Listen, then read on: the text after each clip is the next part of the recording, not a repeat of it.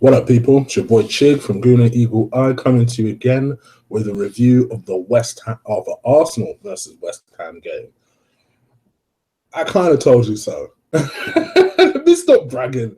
Yes, even a clock is right twice a day, and I just happen to be on one of those days because I tell you, predicting anything about Arsenal these days is a damn achievement. So, excuse me while I do this. I just know Arsenal and their weird ways would just all of a sudden turn out a good performance. I'm gonna be honest with you guys. I disagree with a lot of reviews that are out there, where they kind of felt that Arsenal were poor in the first half. I thought we were poor finishing wise, but I felt pretty relaxed watching the game. I kind of felt like we were always in control. It was one of the few Arsenal games that maybe enjoying was a stretch in the first half, but I felt fairly relaxed by it. I think there was a bit of a dodgy 15 minutes. We always have a dodgy 15 minutes. But then we settled down. And kind of particularly towards the back end of the first half and the whole of the second half, it was pretty much wave after wave of Arsenal attacks. I felt we were largely in control. I don't think they particularly disrupted us in their attack. I think probably our biggest problem was the fact that we weren't as fluent as we were in the second half. But I felt like we were in control. Listen, yes, we've been playing poor. West Ham have also been playing poor. And a lot of people are trying to put it in perspective and telling people to calm down because West Ham are diabolical at the moment. And let's not get it twisted. West Ham, particularly last night, they did really look poor. They looked struggling. They looked like a team that was going down, to be honest. I'm a bit worried for West Ham because you guys know I've said it in my preview. I actually quite like them as a team. But I'll be honest, the teams that are below them, particularly someone like Hull, for example, they're playing a lot better than West Ham. They're showing a lot of fight. And I'm not seeing that in West Ham. I don't know what's going on.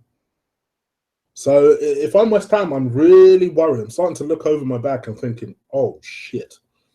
But let's also not get it twisted. This is where I think everybody needs to put it into perspective the other way. We ain't been playing much better. Let's face it, we've won 2 games in the last 2 months, and they were against non-league teams. And in one of those games, you could argue that was a bit of a chore.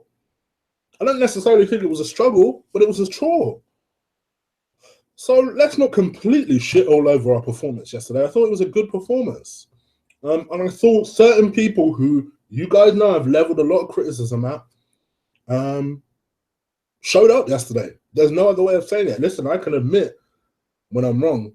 And a couple of those players did prove me wrong. You had Mustafi, who you guys know I'm not his biggest fan, but I actually thought he led the defense really well. I don't know, maybe he can speak Brazilian or Spanish or whatever it is Gabriel speaks. It was clearly because Gabriel actually turned out a really good performance himself. Xhaka, I was very impressed by. I love that him and El Nene combination. That works. That works. El Nene, for me, he doesn't have the edge that Coquelin has in terms of Coquelin's really combative, but he's so much more of an intelligent player. So that's why I like him a lot. I really like El Nene. For what we paid for him, I really like El Nene. I don't care what anyone tells me. Sometimes he can be average, but let's cut the motherfucker some slack. He don't play often. So when exactly is he supposed to get into rhythm? So I actually thought he turned out a really good performance, and I love that combination. And I think we've got a nice, all of a sudden, now let's temper it. If they can keep it up, we've got a nice little problem there because I like Ox in that middle as well. So that was a nice little problem there between who you play. And quite frankly, I'm going to be doing a preview with Liam from Gooner News TV straight after this. Shout out to him if he's watching.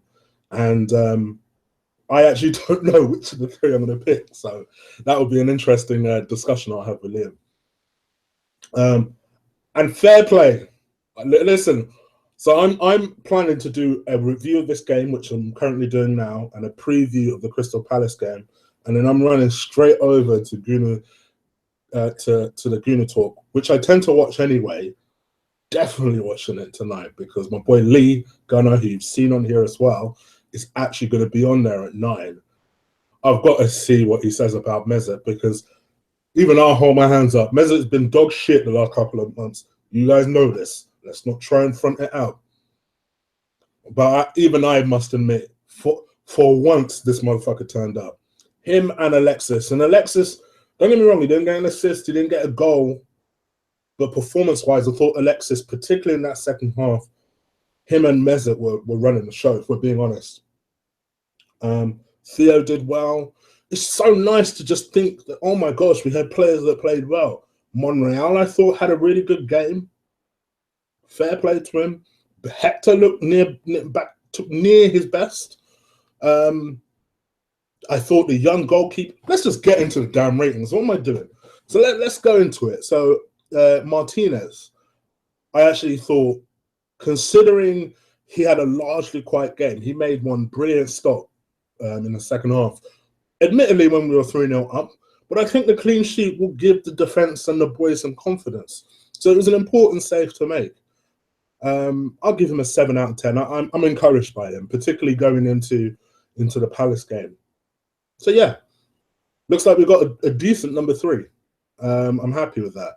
So 7 out of 10. I thought Hector looked near his best. I thought he made some really good, incisive runs. Every now and again got caught out by Antonio. There was one run in particular where he got caught out by Antonio. But in the second half, I thought he came on really, really strong.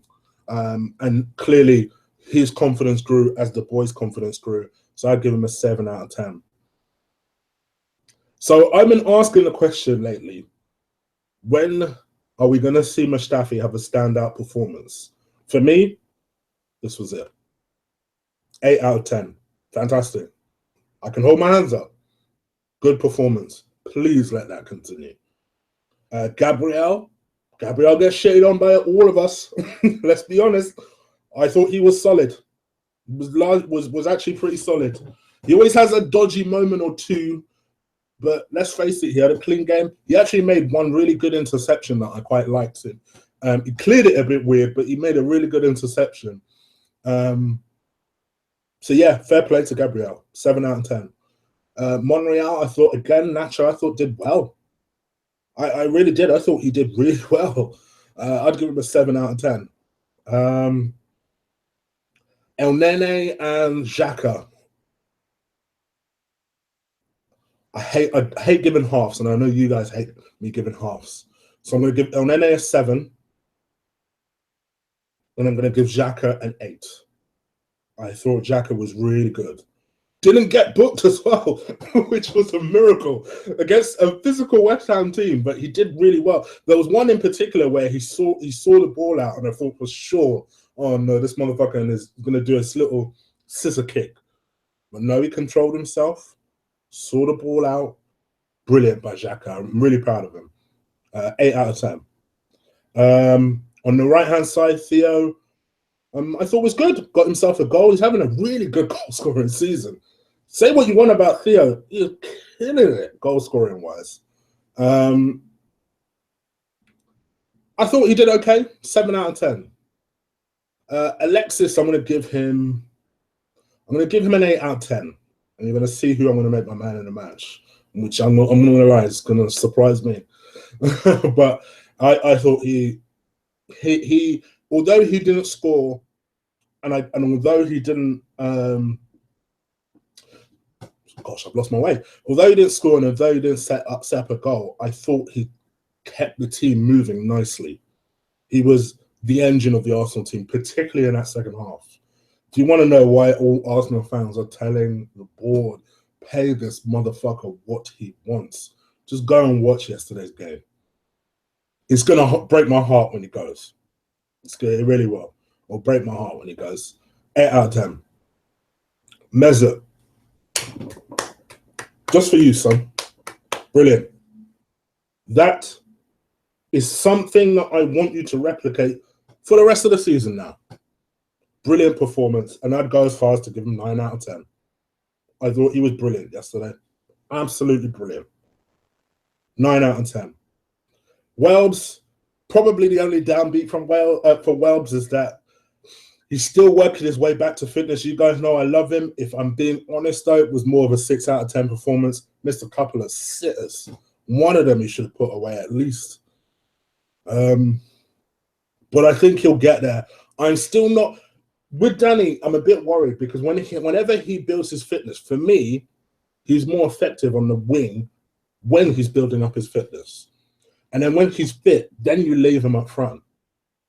But until he builds up his fitness, I'm not sure that this striking position is where I play Welbeck.